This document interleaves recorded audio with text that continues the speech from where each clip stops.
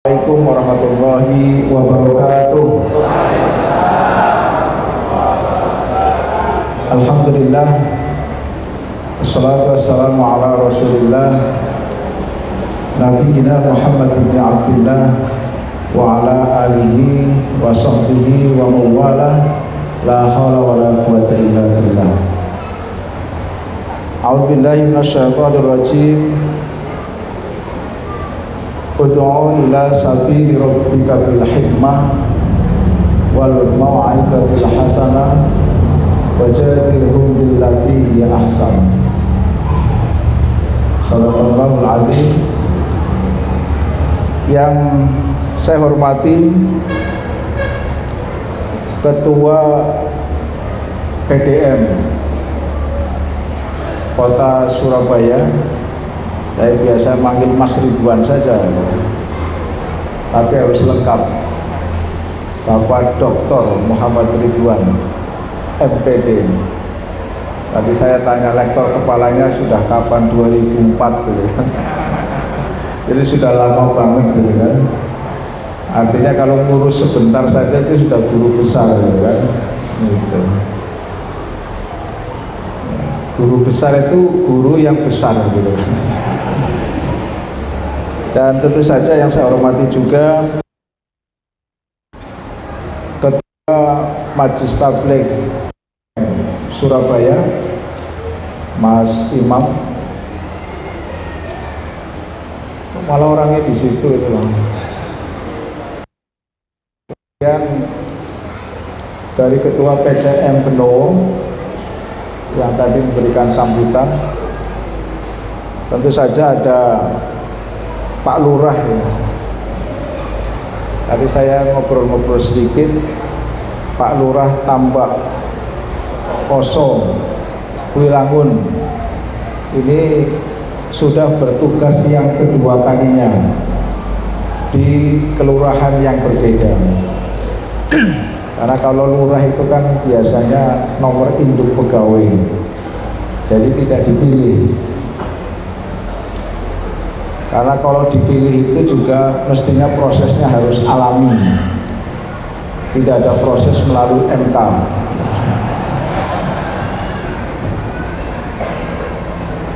Karena kalau harus MK itu yang dekat dengan MK itu yang bisa, yang jauh tidak bisa, ya kan? Meskipun usianya itu sama. Ya. Kemudian tentu saja wakif Masjid Al-Gharib. Saya tidak tahu disebut Al-Gharib itu apakah letaknya di antara pom bensin dengan yang lain gitu kan, sehingga di sini tidak ada kehidupan yang lain kecuali di sini, maka Gharib gitu kan, asing gitu kan, aneh gitu kan. Kalau yang pernah belajar Al-Quran itu ya biasanya kan mengenal toh ayat-ayat Al-Gharib gitu kan, ayat-ayat yang muskilat, ayat-ayat yang aneh, yang asing gitu kan. Bila sholat dibaca sholat misalnya, ihdinas sirotol dibaca ihdinas zirotol misalnya, itu kan aneh gitu kan. Dan juga bapak-bapak, ibu-ibu hadirin dari keluarga besar Muhammadiyah, alhamdulillah pagi hari ini saya bisa hadir di tengah bapak ibu sekalian. Bagi saya Surabaya itu bukan sesuatu yang asing gitu ya, bukan sesuatu yang gharib gitu. Karena saya itu produk Jawa Timur. Asli ini pun kula saking Brebes, Jawa Tengah, tapi bar SMP dibuang datang Jombang tambak beras gitu. Bar niku pelebet datang Universitas Muhammadiyah Malang, divisi Fakultas Ilmu Santet dan Ilmu Pelet gitu. Fakultas Ilmu Politik. Barniku datang UNER, saya tidak tahu UNER posisinya di mana, berarti di sana ya. Oh di sana ya. Oke, di UNER. Melebet datang S2 Politik. Waktu itu Pak Fasihul Lisan masih menjadi wakil direktur bidang akademik. Saya ber-IMM itu juga dari mulai Malang sampai di sini di Jawa Timur. Saya bagian dari kabinetnya Cak Suli Daim.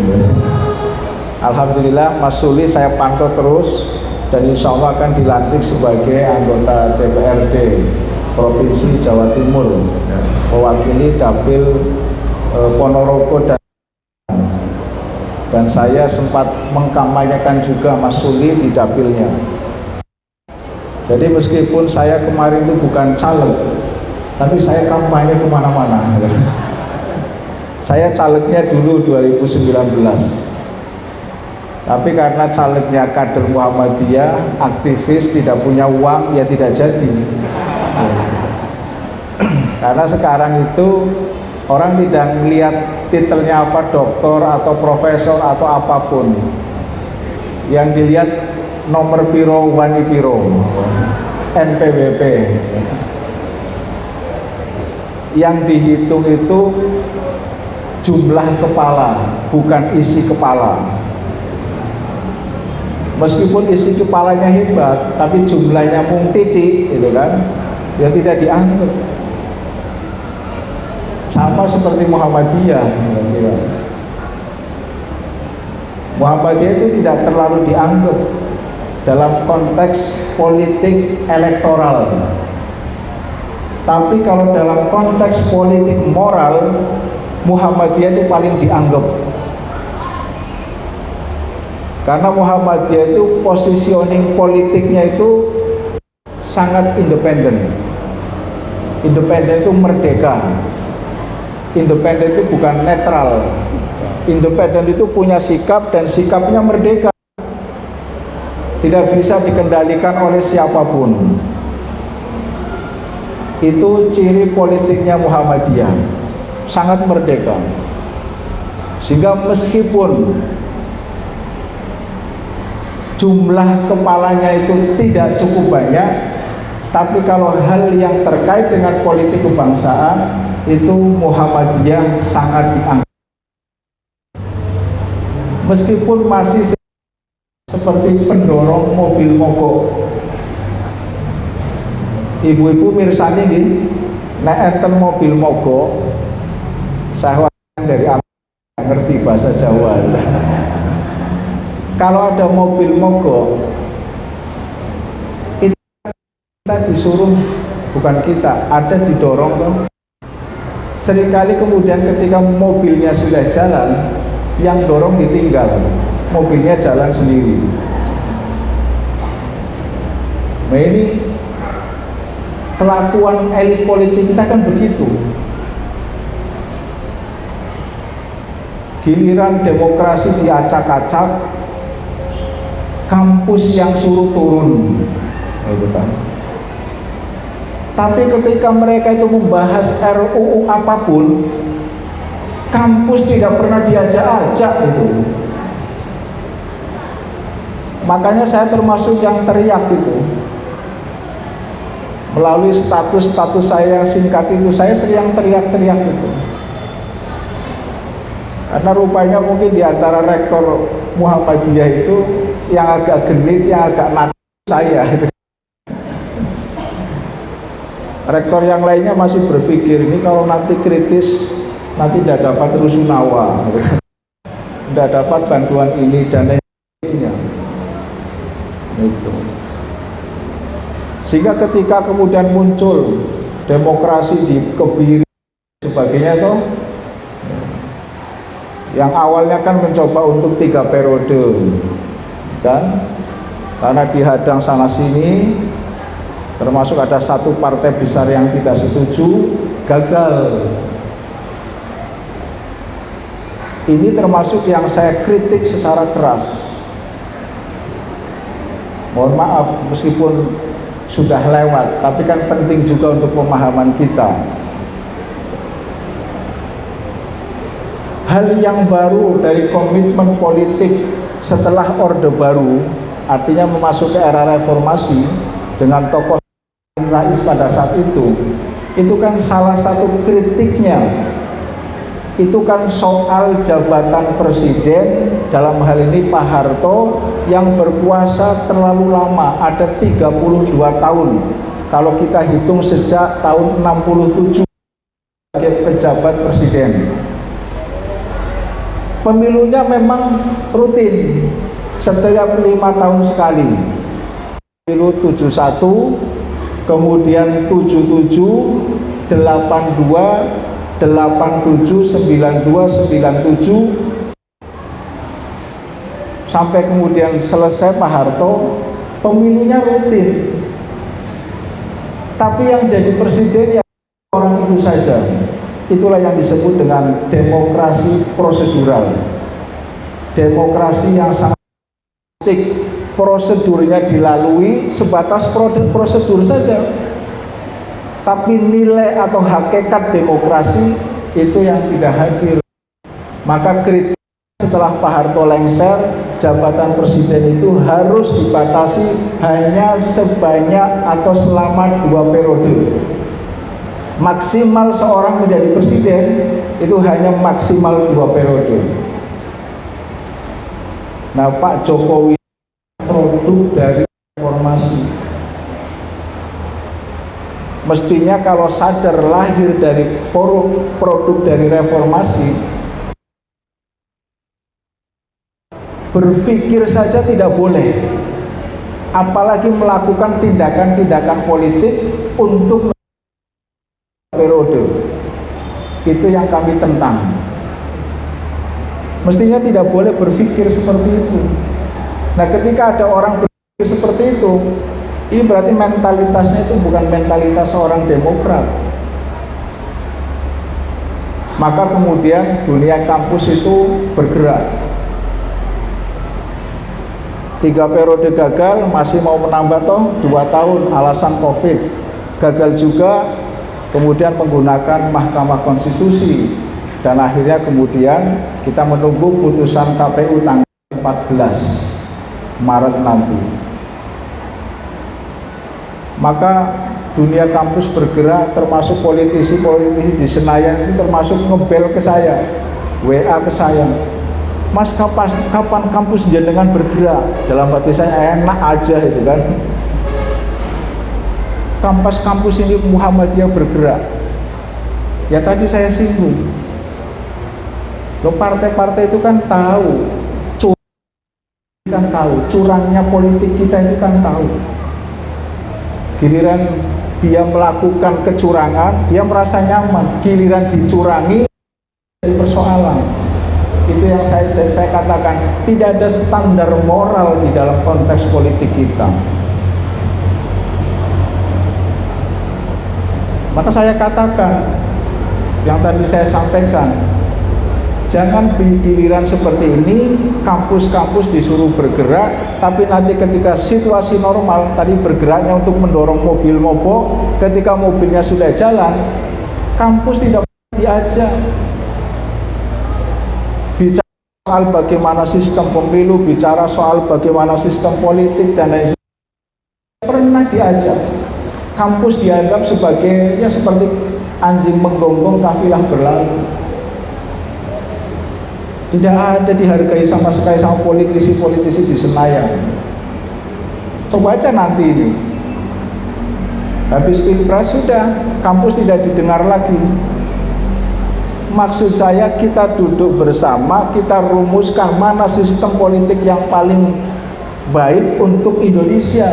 Setidaknya tidak keluar dari semangat dulu ketika para pendiri kita mendirikan Indonesia merdeka, yang ini adalah kerakyatan yang dipimpin oleh hikmah kebijaksanaan dalam permusyawaratan perwakilan.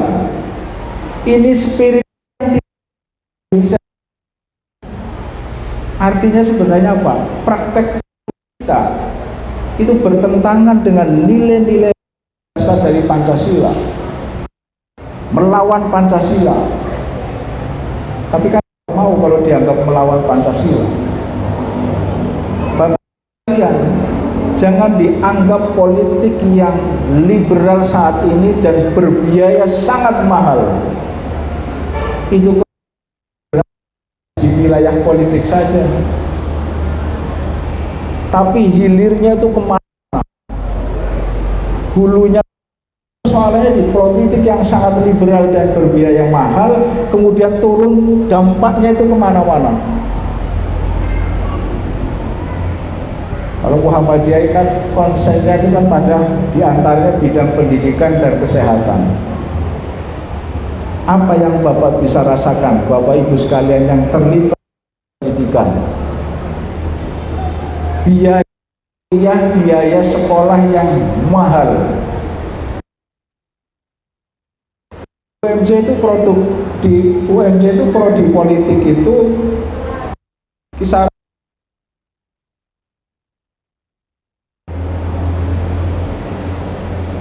lebih mahal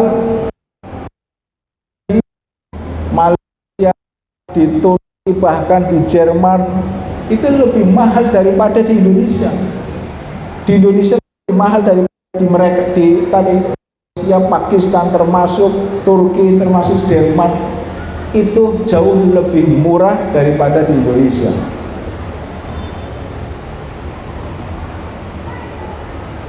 Sehingga kemudian angka pendidikan kita, kalau tinggi angka pendidikan kita itu SMP kelas 2. Mayoritas masih pendidikan kita itu setingkat SD ke bawah. Bapak Ibu membayangkan SMP kelas 2 kemudian suruh memilih presiden yang baik. Maka sering saya katakan, dalam rumus demokrasi yang sangat liberal, maka siapapun produk dari proses politik demokrasi itu menggambarkan masyarakat yang memilihnya.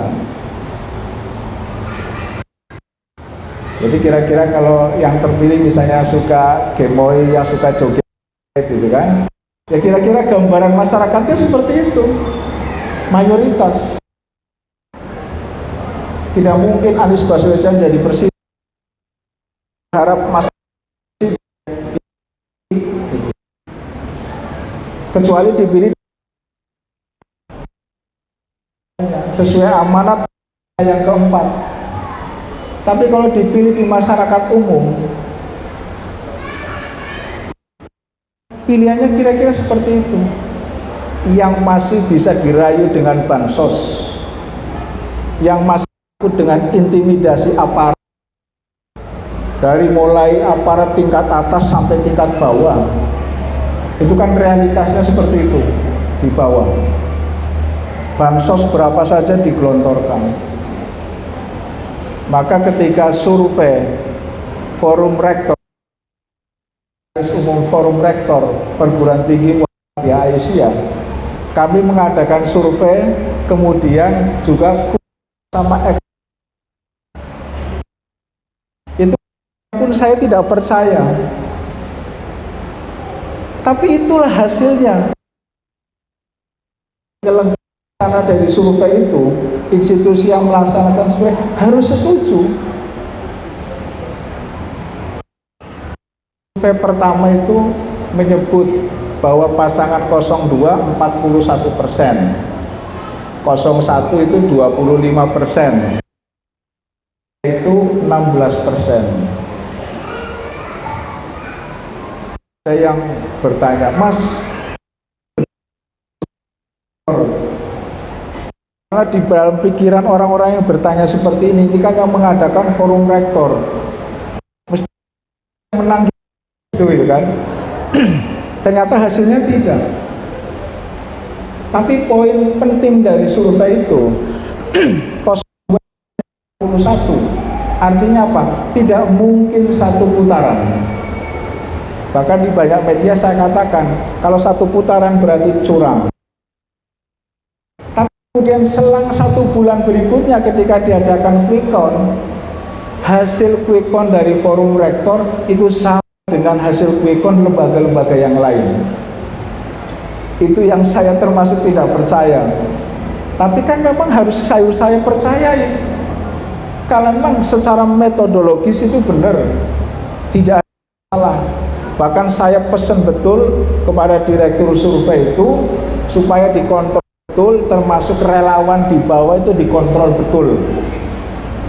Sebenarnya kalau survei itu bisa relawannya dipilih-pilih meskipun random, tapi bisa juga dipilih. Kami itu dan hasilnya 02 itu di angka 57, 01 di angka 25, 03 di angka 16 atau 17.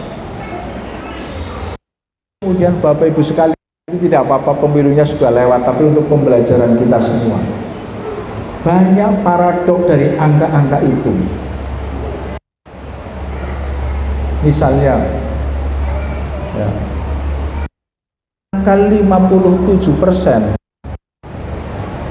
itu kalau di partai-partai pendukungnya itu tidak sampai di angka jauh sekali untuk sampai di angka 50.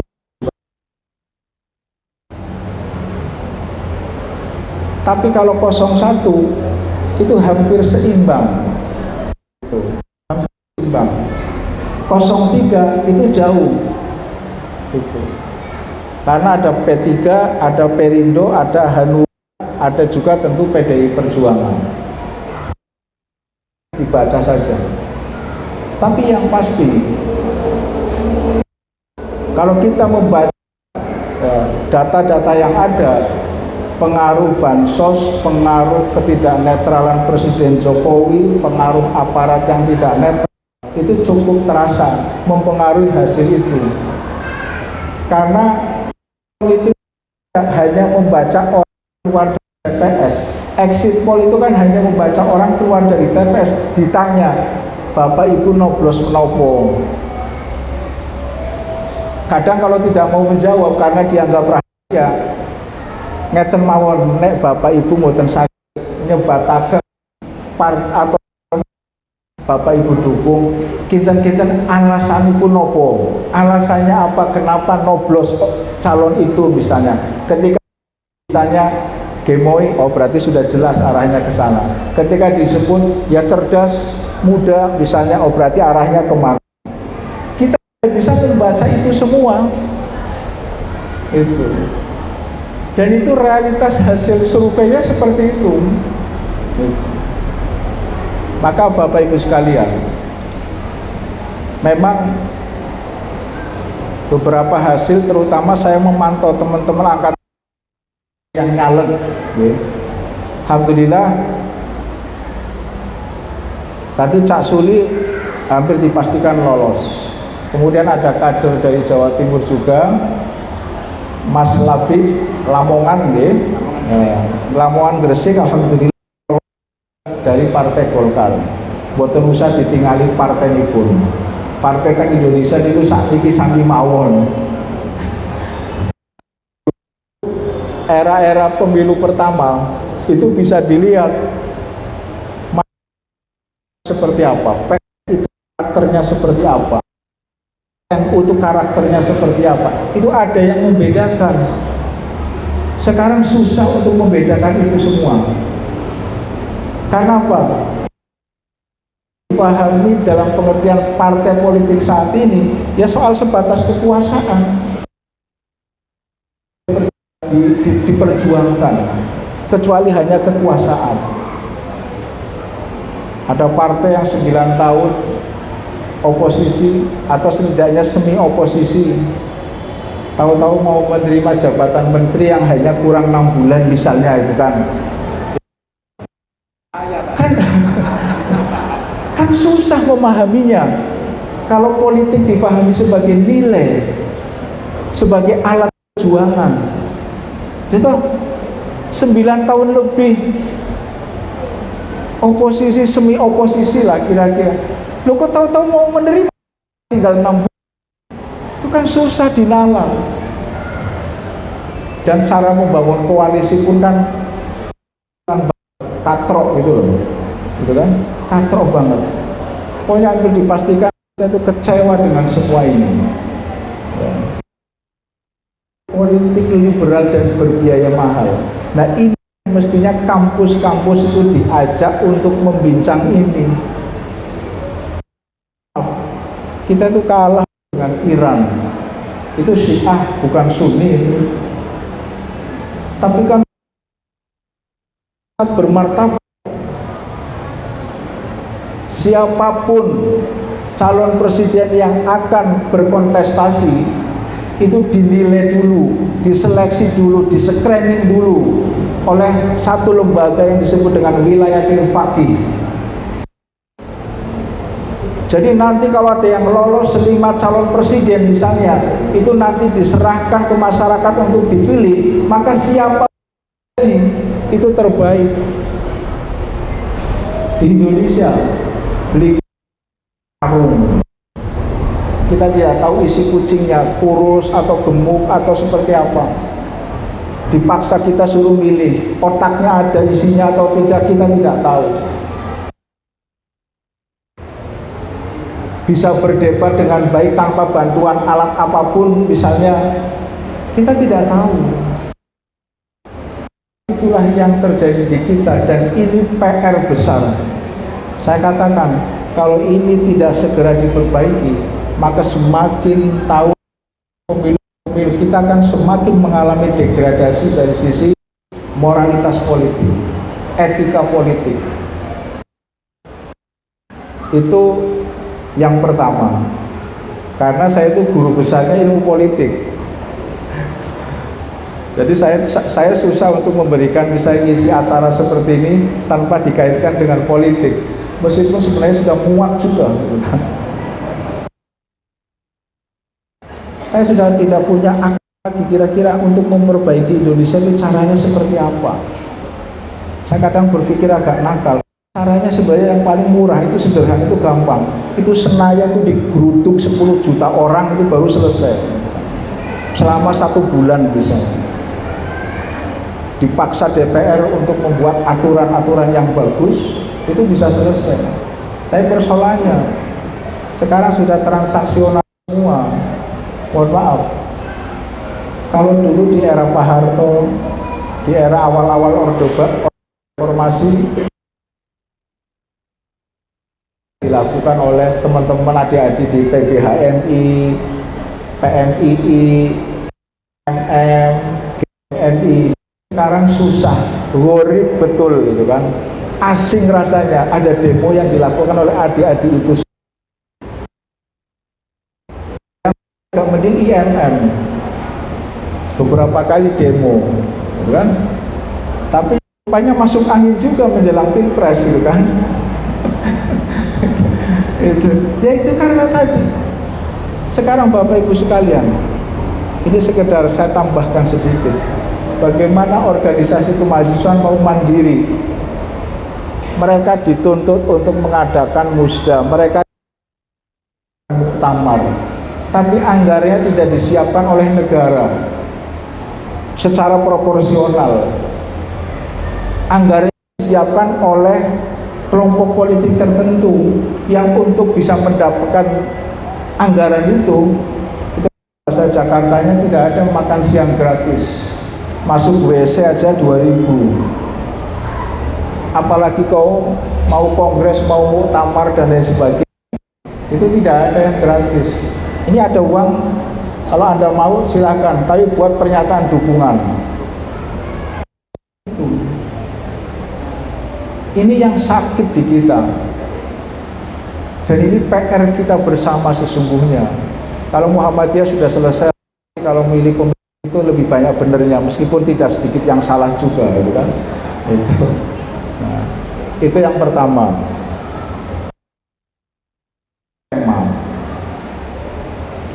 Masih ingat hasil survei dari JA beberapa waktu yang lalu? Meskipun itu secara metodologis itu patut dipertanyakan. Pertanyakan soal itu. Kan logikanya sederhana Bapak Ibu sekalian, ya. Kira-kira sekitar 10-20 tahun yang lalu Kan perguruan tinggi Muhammadiyah belum sebanyak ini, belum sampai di angka 170-an. Di situ ada IMM, di setiap perguruan tinggi Muhammadiyah kan pasti ada IMM, ada tapak suci, ada pandu Hizbul Waton. Kalau di sekolah PM pasti ada tapak suci, pasti ada pandu Hizbul Waton. Mereka dikader. Katakanlah IMM, UMJ misalnya, dalam 1 tahun mengkader IMM 500 orang, ada 500 mahasiswa. Jadilah kader IMM. Kemudian setelah lulus, ya, katakanlah kemuhammadiyahnya dipotong setengahnya menjadi hanya 250. Kali misalnya berapa kampus seluruh Indonesia, kan mestinya logikanya, ini logika paling sederhana saja, mestinya secara atas, secara jumlah itu Muhammadiyah bertambah.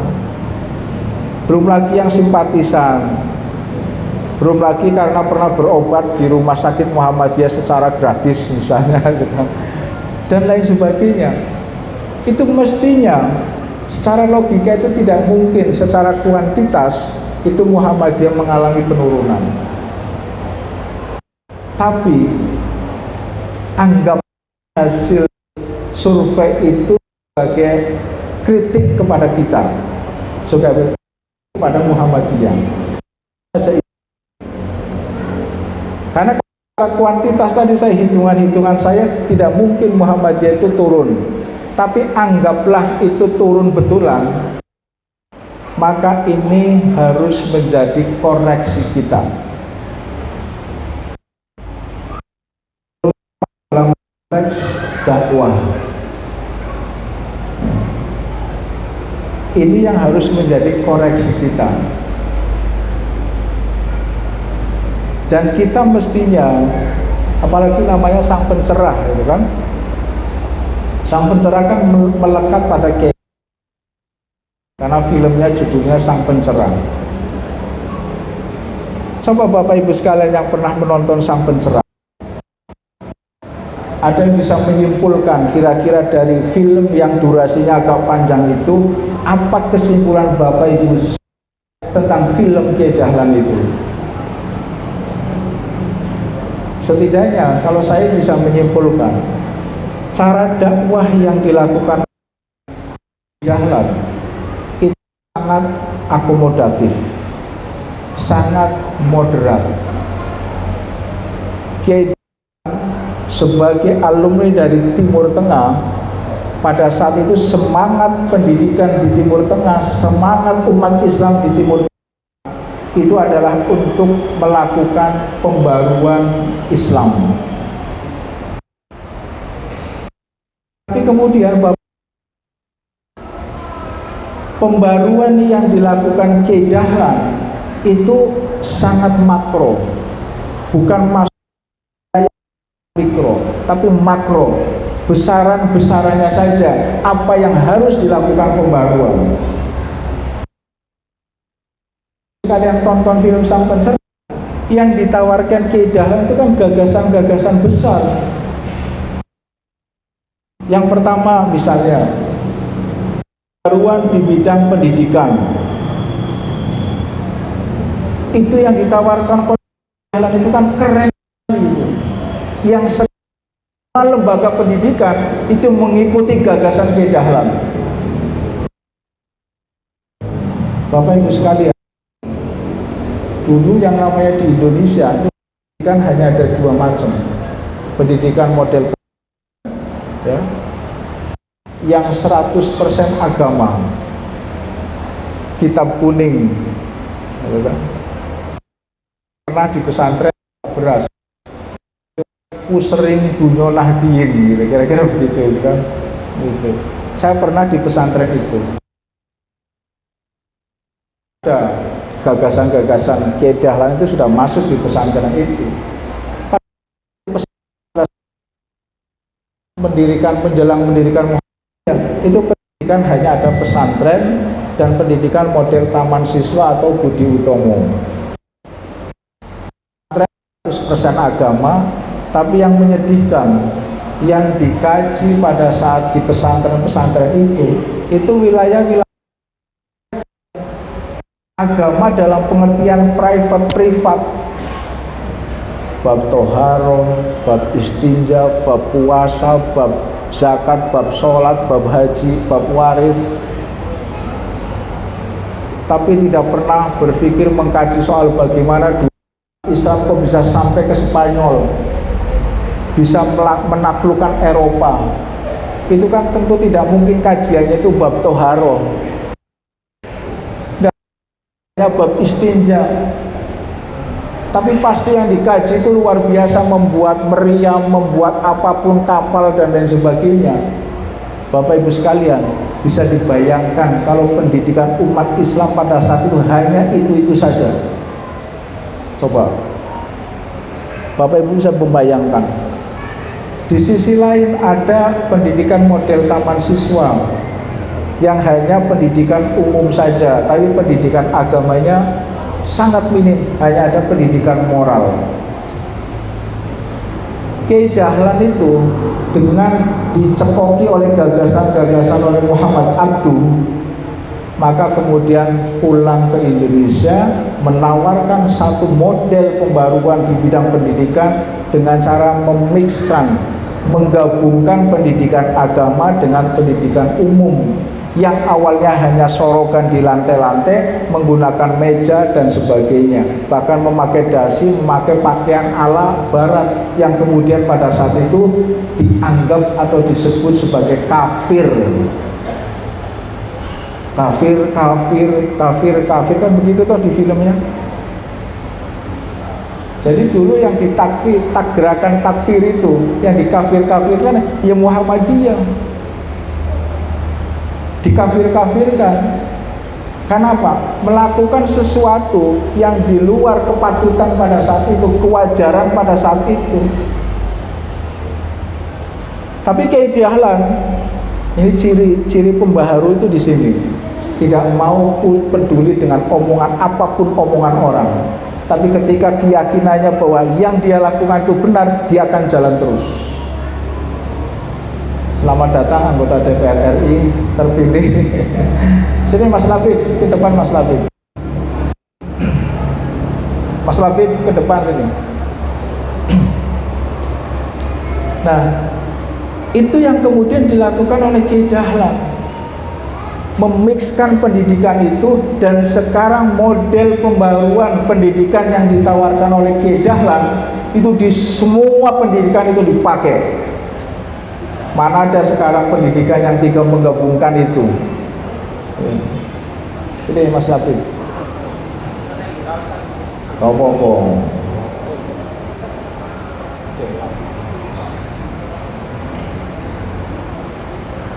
Ya. Jadi mana ada sekarang lembaga pendidikan yang tidak menggabungkan antara pendidikan umum dengan pendidikan agama, tentu dengan persentase yang berbeda saja. Betul? Kalau mu'alimin, atau apakah mu'alimin yang di Jogja atau mu'alimin yang di Tambak Beras itu kan pendidikan agamanya dominan, tapi ada pendidikan umum juga. Kalau mu'alimin di Tambak Beras itu seingat saya 70% pendidikan agama, 30%-nya sudah pendidikan umum. Kalau di Madrasah Aliyah itu pendidikan umumnya dengan pendidikan agama itu hampir seimbang. Ya. Itu contoh-contoh pembaruan. Maka saya berani mengatakan, kalau tidak ada tawaran pembaruan pendidikan yang dilakukan oleh Kiai Dahlan, dan saya sering sekali bicara seperti ini, maka 20-30 tahun mendatang apa yang digapai Indonesia saat ini itu baru akan terjadi. Itu makro, gitu kan? Kemudian meluruskan arah kiblat, itu kan makro. Jadi tidak ngurusi soal bid'ahan itu, tidak ngurusi. Gitu. Bagaimana ketika menyikapi ada anak perempuan, ibu-ibu yang kemudian mau menikahkan anaknya, dia tidak punya modal untuk syukuran dan lain sebagainya, ya sudah nikah saja. Kan syarat nikah itu kan yang penting ada dua pengantinnya itu, ada saksi, ada walinya, ya, kan selesai. Jadi tidak perlu, yang penting ada saksi dari beberapa kan sudah selesai. Bahkan saksi kita kan hanya 2, itu sudah selesai. Ya sudah, yang penting nikahnya selesai. Saya mau 40 harian tapi tidak punya modal dan lain sebagainya. Kiai Dahlan tidak membid'ahkan 40 hariannya itu, tapi kemudian ya sudah, berdoa kapan saja bisa nyampe. Nah, ini yang ingin saya sampaikan, bahwa survei dari JA itu ada kritik di kalangan Muhammadiyah, termasuk di kalangan akademisi Muhammadiyah. Tapi anggaplah itu juga benar, jadikan itu sebagai kritik untuk kita. Salah satunya adalah dalam konteks dakwah kita. Mohon maaf, kalau menurut saya itu kontraproduktif ketika dakwah Muhammadiyah yang disampaikan ke masyarakat dalam pengertian yang umum itu terlalu kaku. Yang tadi sudah saya singgung, misalnya sedikit-sedikit bid'ah. Meskipun itu hanya sebagian kecil di Muhammadiyah yang masih menggunakan term-term seperti itu. Kan saat ini kan masih belum berubah cara pandang terhadap Muhammadiyah dari tahun Kiai Dahlan ada sampai detik ini. Itu kan belum berubah. Bisa berubah. Muhammadiyah Wahabi, gitu kan. Ini orang yang ngomong kayak gini tidak paham Wahabi itu. Padahal saya sering katakan begini kira-kira. Ada abangan naik sedikit itu ada NU. NU naik sedikit itu ada Muhammadiyah. Muhammadiyah naik sedikit lagi ada Persis. Bahkan sekarang ada apa itu di Sulawesi Selatan? Wahdah Islamiyah. Itu orang-orang Muhammadiyah yang kecewa dengan Muhammadiyah karena dianggap tidak galak, tidak keras, gitu kan. Kemudian mendirikan Wahdah Islamiyah. Itu jebolan orang-orang Muhammadiyah. Di atasnya lagi ada Salafi, gitu loh. Jadi Muhammadiyah hanya setingkat di atas NU kira-kira. Tapi di atasnya masih banyak yang keras-keras, itu masih banyak. Tapi kan sampai kapanpun cara pandang terhadap Muhammadiyah itu tidak akan pernah berubah. Karena ini dipelihara supaya tidak berubah, gitu kan. Karena kalau ini berubah, selesai itu, tidak ada proyek-proyek terkait dengan NU Muhammadiyah, kira-kira begitu. Maka meskipun sudah berubah, Muhammadiyah saya kira mengalami perubahan cukup banyak dalam konteks pendekatan dakwah. Maka tadi ayat yang saya sampaikan, ud'u ila sabili rabbika bil hikmah wal mau'izatil hasanah wajadilhum billati hiya ahsan. Kalau kita tengok, karena Muhammadiyah kan dipandang, dinilai, bahkan termasuk di internal Muhammadiyah itu kan dinilai anti budaya. Hadroh misalnya bid'ah, tapi campur sari tidak dihukumi bid'ah, gitu kan. Marawis bid'ah. Itu cara pandang sebagian orang Muhammadiyah, tidak semuanya. Maka kan keluar putusan Muktamar Jakarta tentang dakwah kultural. Loh, Islam hadir itu bukan di ruang hampa. Islam hadir itu sudah ada masyarakat yang punya budaya macam-macam itu.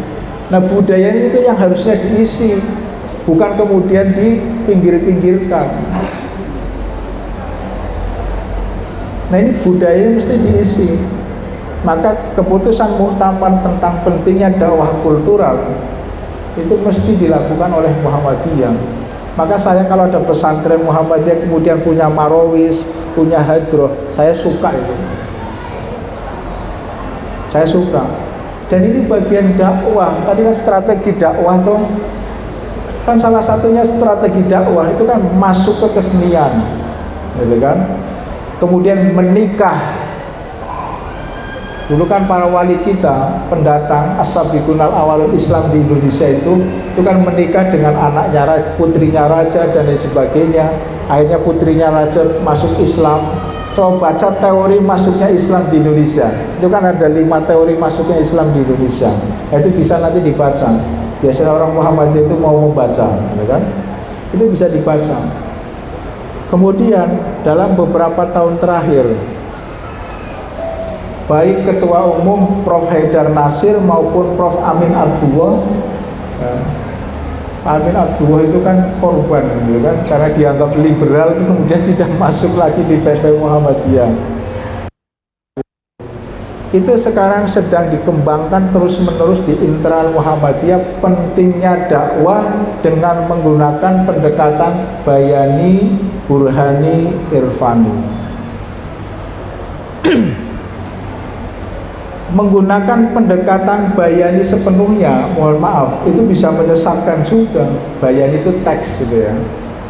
Pokoknya yang apa ada di dalam teks itu ya difahami tekstual itu. Nah, saya ingin mencontohkan bagaimana cara Kiai Dahlan dulu. Coba baca disertasi terkait dengan Muhammadiyah, baik yang ditulis oleh Alwi Shihab, ditulis oleh Alfian, ditulis oleh Nakamura, siapa lagi ya? Banyak lagi. Itu kan salah satunya kesimpulannya, kelahiran Muhammadiyah itu adalah untuk membendung arus kristenisasi. Itu kan hasil disertasi. Disertasi itu karya paling tinggi, gitu kan? Di dunia pendidikan itu ya disertasi. Yang pernah doktor pasti merasakan betapa sulitnya menulis disertasi, kecuali yang dituliskan. Itu menyebutkan untuk membendung arus kristenisasi. Tapi Bapak Ibu sekalian, yang dilakukan oleh Kiai Dahlan itu bukan kemudian teriak-teriak ke mimbar-mimbar. Ini sebagian masih dilakukan oleh orang Muhammadiyah. Walan tardo angkal Yahudu walan nasoro hatta tattabi'a millatahum. Kan teriak-teriak itu semua. Tapi yang dilakukan oleh Kiai Dahlan prinsipnya, apa yang Kristen punya, Muhammadiyah harus punya. Kristen punya sekolah, Muhammadiyah harus punya sekolah. Kristen punya rumah sakit, Muhammadiyah harus punya rumah sakit. Kristen punya panti asuhan, Muhammadiyah harus punya panti asuhan. Itu membendung arus kristenisasi yang cerdas, gitu loh. Kira-kira spiritnya itu, orang Muhammadiyah itu spiritnya. Tapi saya percaya, dan Muhammadiyah saya kira kalau orang itu bermuhammadiyah benar, itu sudah dirasuki virus Kiai Dahlan semua, ya kan? Muhammadiyah itu meskipun sedikit Pak Lurah, tapi kalau diserai suruh bayung proyek apa itu jadi itu. Kalau tidak begitu, jadi saya katakan itu virusnya Kiai Dahlan itu sudah menyebar ke orang-orang Muhammadiyah. Misalnya masuk ke virusnya itu masuk ke Pak Malik Fajar, ke Pak Muhajir, wujudnya UMM. Masuk ke virusnya, masuk ke Mas Jenuri, kemudian masuk ke Mas Zainuddin Maliki, Mas Hidayatullah, wujudnya Sida, wujudnya Unmuh Surabaya, dan lain sebagainya. Selalu tangan di atas itu lebih baik daripada tangan di bawah. Itu kan virus Muhammadiyah. Teologinya Muhammad itu teologi pembebasan, teologi tangan di atas, bukan tangan di bawah. Itu yang penting Bapak Ibu sekalian. Maka dari itu, tadi yang ingin saya tuntaskan, kemudian kita akhiri, tadi pendekatan bayani. Teks tidak cukup, harus diikuti dengan pendekatan burhani, yaitu pendekatan kontekstual. Jadi teks kemudian dikontekstualisasi, kemudian yang terakhir adalah pendekatan bayani burhani irfani, yaitu pendekatan hati nurani, intuisi yang tidak bisa dibohongi. 3 pendekatan itu mesti dipakai. Kalau orang modelnya seperti Imam Malik semua, oh itu kaku semua. Tapi juga jangan Abu Hanifah juga semuanya. tapi harus perpaduan antara Abu Hanifah dengan Imam Malik. Lahirnya Imam Syafi'i, meskipun Imam Syafi'i pada beberapa hal juga masih agak kaku gitu kan, terutama terkait dengan masalah aurat dan sentuhan laki dan perempuan itu. Saya kira itu Bapak Ibu sekalian yang bisa kami sampaikan. Inti dari pengajian pagi hari ini, yang pertama, pemilu sudah lewat, ke depan tatap, nanti akan ada pilkada dan sebagainya. Warga Muhammadiyah harus ikut serta di dalam proses politik itu, karena pemilih pemimpin dalam konteks Islam itu kita punya pertanggungjawaban yang bersifat fardhu ain, tidak boleh golput. Yang kedua, anggaplah hasil survei DGJA itu benar, maka itu dijadikan sebagai kritik bagi kita untuk bagaimana berdakwah yang merangkul dengan perkataan yang baik, dengan hikmah dan lain sebagainya. Itu insya Allah Muhammadiyah akan tetap eksis, dan bukti 110 tahun setelah berdirinya Muhammadiyah itu bukti eksistensi. Dan eksistensi Muhammadiyah itu karena warga persyarikatan Muhammadiyah itu patuh terhadap nilai-nilai yang ditawarkan oleh Kiai Haji Ahmad Dahlan, bahwa ada 1-2 warga Muhammadiyah yang nakal, anggap saja itu sesuatu yang wajar. Kan tidak mungkin dalam satu keluarga ada anak 10 kemudian anaknya itu baik semua misalnya, tentu harapannya seperti itu. Ya 1-2 yang nakal ya kewajaran, selagi nakalnya tidak keterlaluan. Ya, saya kira itu Bapak Ibu sekalian yang bisa kami sampaikan. Kurang lebihnya mohon maaf. Billahi fisabilil haq, fastaghfirul khairat. Assalamualaikum warahmatullahi wabarakatuh.